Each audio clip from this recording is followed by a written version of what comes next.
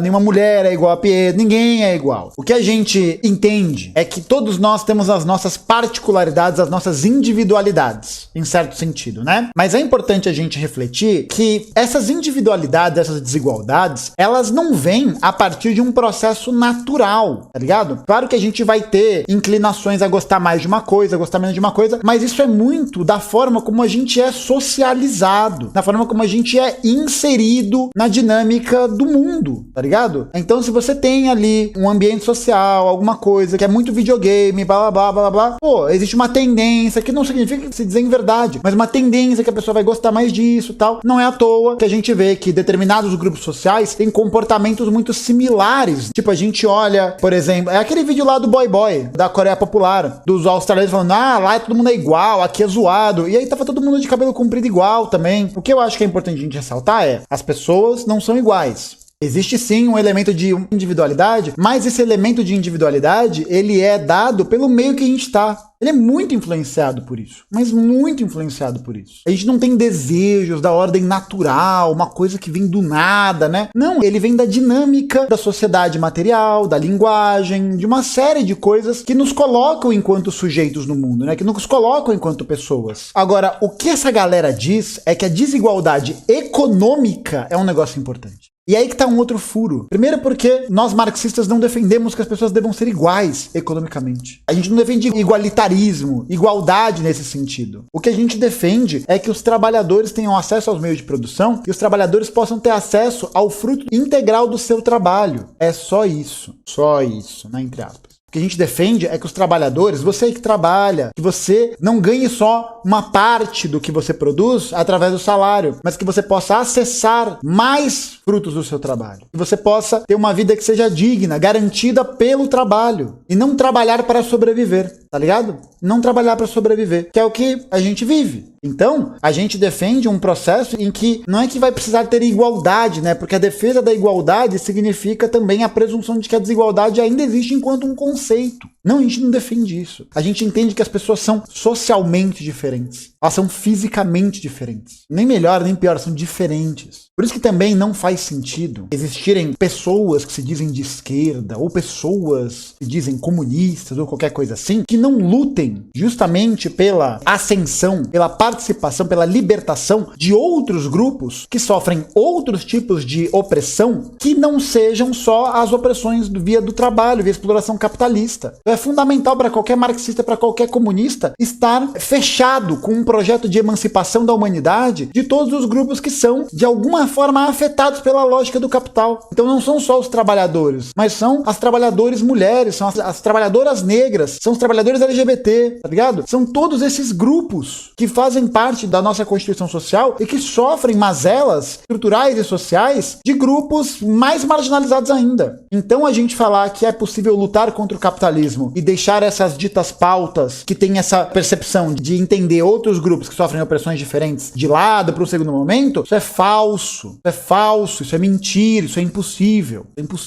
não tem como, não dá, porque o capitalismo ele é um sistema que integra não só uma opressão material, mas ele integra uma opressão material que é baseada em um determinado conjunto de normas, de valores, de ideias que colocam essas pessoas, mulheres, LGBT, negros, indígenas, colocam essas pessoas num lugar de subalternidade. Então o capitalismo ele é sustentado não só pela exploração econômica, mas pela criação de um discurso de uma certa normalidade, tá ligado? Então, o que é essa normalidade? É a normalidade que é instituída, que é criada a partir de determinadas normas sociais. Então o capitalismo, gente, ele só se sustenta pelo quê? Pela branquitude, através da família patriarcal, através da família monogâmica, através de determinações que são impostas, tá ligado? Através da misoginia, através da LGBTfobia, através de tudo isso. Não é um contraponto. O que a gente diz é que muitas vezes vários grupos liberais se utilizam dessas pautas de forma muito oportuna. Então, a gente vê, por exemplo, uma marca como a Riachuelo, que tem várias acusações de trabalho escravo, usar um manequim com as bandeiras arco-íris LGBT como se isso encerrasse o problema da opressão LGBT, tá ligado? É a utilização oportunista dessas bandeiras. Uma utilização que ela é importante para que haja a criação de uma certa ideia de valorização né? De valorização. Mas é o pink money. Exatamente, é o pink money. O objetivo dela não é emancipar, não é levantar um debate, não é pra falar sobre, por exemplo, como no Brasil, a gigantesca maioria das pessoas transexuais, das travestis, tem que recorrer à prostituição porque não consegue ter emprego. Entendeu? É isso. Não tem como a gente lutar pelo fim do capitalismo se a gente não lutar contra essas coisas também. É fundamental que haja representatividade para dar condição de humanidade para essas pessoas, para que haja um movimento nesse sentido. Só que é isso, o capitalismo, o liberalismo, ele se utiliza dessas pautas de forma a esvaziar o debate político que existe em cima disso. Ele não vai falar, por exemplo, como durante toda a história do capitalismo, o que a gente viu é um conjunto de opressões estruturais a esses grupos. É isso, coloca a bandeira e acabou. O nosso debate tem que ir além. Por isso que, novamente, eu reforço aqui a ideia de que a gente precisa não só ter esse vislumbre da luta comunista, né, da exploração capitalista, mas entender que a gente precisa que essas pessoas ocupem esses espaços, tá ligado? Então, para você que quer conhecer mais, dá uma olhada no coletivo Minervino de Oliveira, que é o coletivo negro do Partido Comunista Brasileiro, dá uma olhada no coletivo feminista classista Ana Montenegro, dá uma olhadinha no coletivo LGBT comunista. Todos esses coletivos estão ativamente trabalhando, ativamente produzindo, para poder gerar mobilizações, formações, para que essas pessoas se sintam mais inseridas. E aí, a gente não ter, e é um negócio que realmente existe, é complicado, e a gente tem que combater isso, uma monopolização do debate dessas questões que não envolvam esses grupos, sabe? Senão vira uma coisa de nicho. E faço autocrítica aqui realmente, né? Acho que com toda a reverberação de tudo que aconteceu, foi um dos pontos que foi levantado, de que existe pouco espaço nesse sentido, né? Por isso que é importante a gente compor esses espaços. A gente tem que fazer parte desses lugares. Dos coletivos feministas, dos coletivos negros, dos coletivos LGBT, mas que tenham pautas políticas junto com eles, tá ligado? Que a gente possa pensar um projeto de emancipação desses grupos a partir de uma perspectiva revolucionária. Porque aí a coisa muda toda de figura. Muda toda de figura. Toda. É isso, se organizem. Se você aí é mulher, LGBT, negro e quer se organizar, conheçam os coletivos do Partido Comunista Brasileiro. São fundamentais para se articular nessa luta. A problematização correta é extrema pobreza e miséria devem ser combatidas. Ok. Ponto.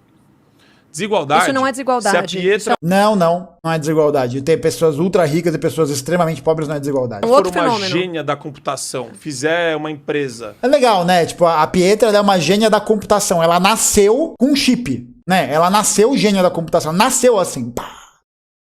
Ela nasceu gênia da computação. Não é falar que ela teve acesso a um curso, que ela fez aula, qualquer coisa assim. Não, ela é a gênia. A gênia. É uma gênia. É sempre o mesmo papo de genialidade individual. Ganhar 100 bilhões de dólares com o IPO da empresa dela, a desigualdade no Brasil vai explodir.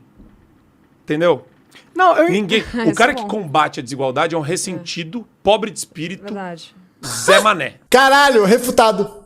Gente, fomos refutados. Refutados pelo Superman fascista, que é o Superman na realidade. Vocês são Zé Manés. Pobres de espírito. Viu? A gente é pobre de espírito. Exatamente, né? A gente é pobre de espírito. Porra, se a gente é pobre de espírito, imagina o boy aí que defende o governo Bolsonaro. Ele é o quê? Ele é o quê? Tá ligado? Ele é o quê? Nossa, pelo amor de Deus. não, Porque desigualdade sempre vai existir. Ela é natural, ela é da condição humana. Ela é da nossa natureza. entendo. E, gente, é sempre o mesmo papinho que eu falei lá atrás. A galera tenta puxar para esse elemento de natureza humana. Para essa ideia de que é uma condição inerente, que é uma condição vinda do humano, né? Que é vinda de mim. Como se todo o processo social que a gente está envolvido não influenciasse diretamente a nossa condição. Como se isso não fizesse diferença. Pelo amor Mas de é Deus, a qualidade mano. da desigualdade que é... Não tem qualidade de desigualdade. É Nossa, aí tá um gimaço, né? extrema miséria e pobreza. Pega esse número. Diminuiu ou aumentou? Mas você não muda a No desigualdade Brasil, se você mudar? Não. Você muda. Não. Não, Claro que muda. Não.